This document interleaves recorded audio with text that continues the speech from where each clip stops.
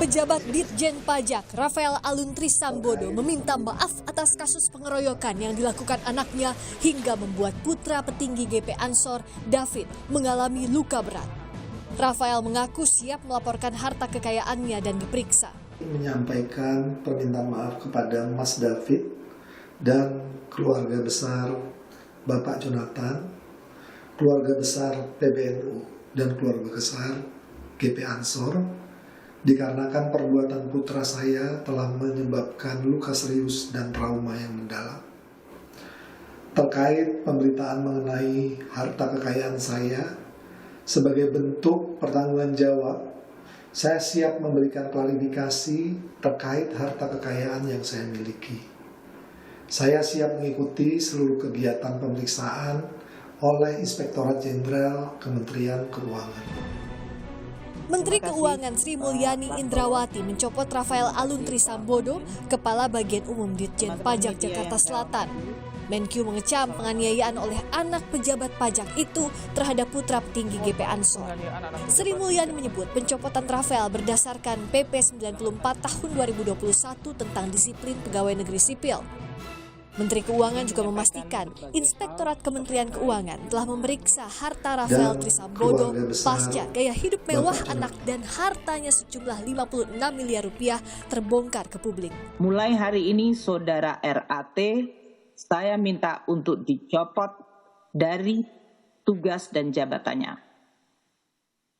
Dasar pencopotan dari jabatan struktural adalah pasal 31 ayat 1 PP 94 tahun 2021 mengenai disiplin pegawai negeri sipil. Saya minta agar seluruh proses pemeriksaan dilakukan secara detail dan teliti hingga kemudian bisa menetapkan tingkat hukuman disiplin yang kami dapat tetapkan. Selain kasus penganiayaan oleh anak pejabat pajak, polisi juga mengusut dugaan pelanggaran lalu lintas seperti penggunaan plat nomor kendaraan palsu. Tim Liputan Kompas TV.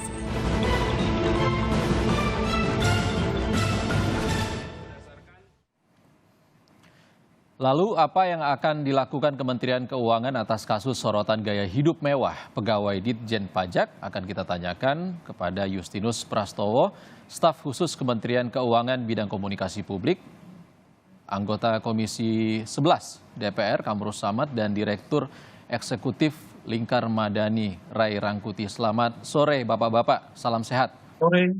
Selamat sore. Pak Rai. Kita langsung ke Mas Pras dulu, Pak Pras dulu. Pak Pras, kami ingin konfirmasi apa betul beredar surat terbuka tertanggal 24 Februari hari ini, Rafael Aluntri Sambodo menyatakan mundur sebagai ASN. Benar, Pak? Benar, kami juga menerima surat yang sama dari Pak Rafael Alun dan secara resmi belum disampaikan ke Kementerian Keuangan ya secara prosedur. Meskipun sudah disampaikan melalui WhatsApp, dan kami akan meneliti terlebih dulu sebelum kita tindak lanjuti, Mas Ivan. Biasanya mekanismenya seperti apa sih, Pak Pras? Kan mundur sebagai ASN itu tidak mudah dan tidak cepat. Betul, tentu ada proses nanti akan dilakukan penelitian terhadap hak dan kewajiban yang bersangkutan, termasuk kaitan dengan proses pemeriksaan yang sedang berlangsung pada saat ini. Pada prinsipnya kami menghormati permohonan pengunduran diri tersebut, tapi sekaligus kami ingin menjaga agar pemeriksaan dapat dituntaskan, sehingga kita betul-betul dapat mengetahui secara benar apa yang terjadi dan dapat mengambil keputusan yang tepat sesuai dengan aturan, Mas Ivan. Setelah arahan Ibu Sri Mulyani untuk apakah memang ada arahan untuk mencopot dari jabatan atau mencopot secara total dari ASN, Pak Pras? Ya, sesuai dengan aturan kepegawaian PP 94 tahun 2020 diatur bahwa pejabat yang berwenang dapat membebas tugaskan sementara dengan berbagai alasan. Maka tadi pagi Ibu Menteri Keuangan memerintahkan untuk dilakukan pencopotan. Tentu ini dengan pertimbangan agar lebih mudah dilakukan pemeriksaan dan juga menjaga kondusivitas yang ada, terutama dalam konteks pekerjaan dan juga bagaimana berhubungan dengan stakeholders.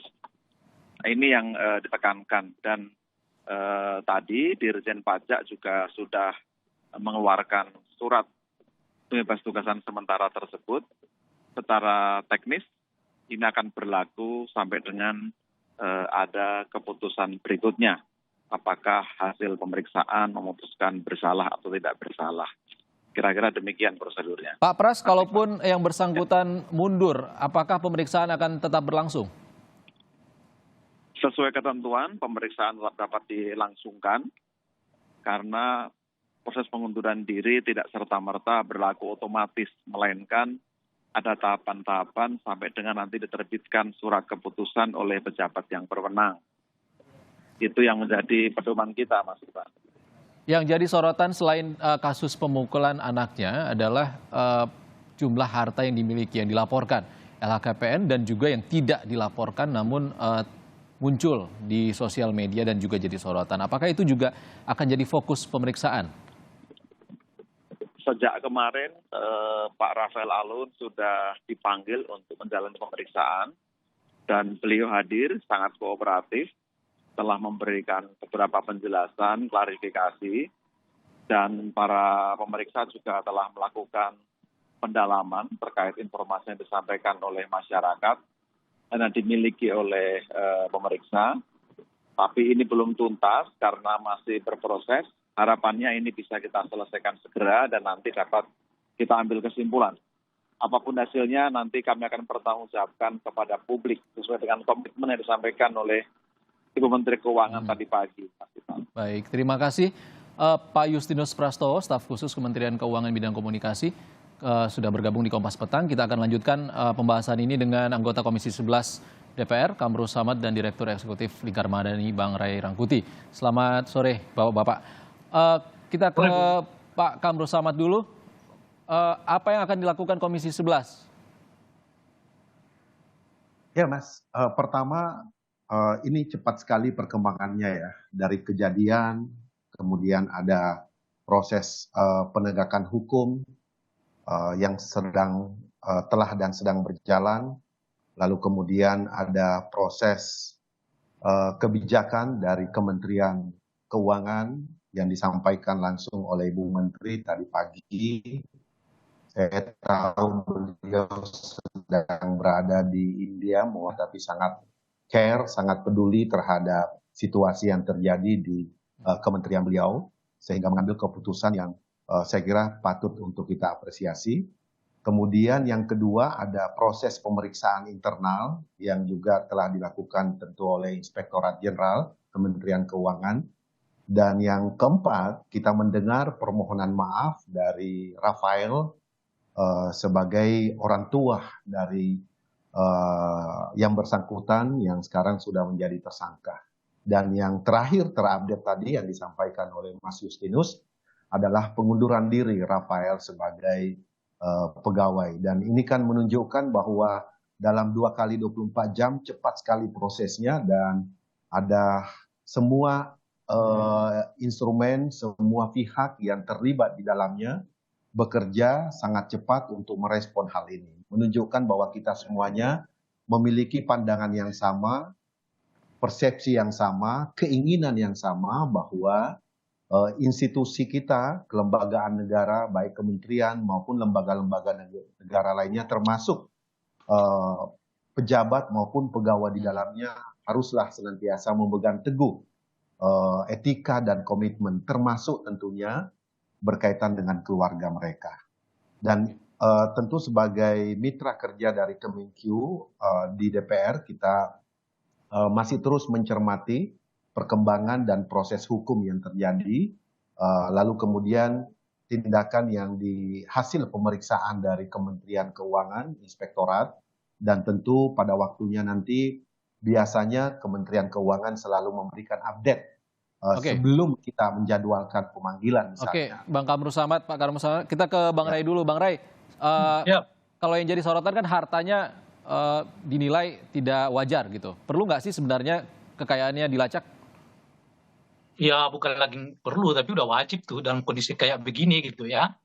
Tadi Bung Kamru Samad udah mengatakan prosesnya ini cepat. Ya dalam konteks ini bagus lah ya kita syukurin gitu. Cuma kan kecepatan ini bisa motifnya karena dua hal. Pertama memang sistem di Kemenkeu itu sangat cepat proses untuk hal-hal yang seperti yang sekarang ini gitu ya. Tapi juga bisa jadi dalam rangka justru untuk tidak menjadikan persoalan ini kemana-mana gitu.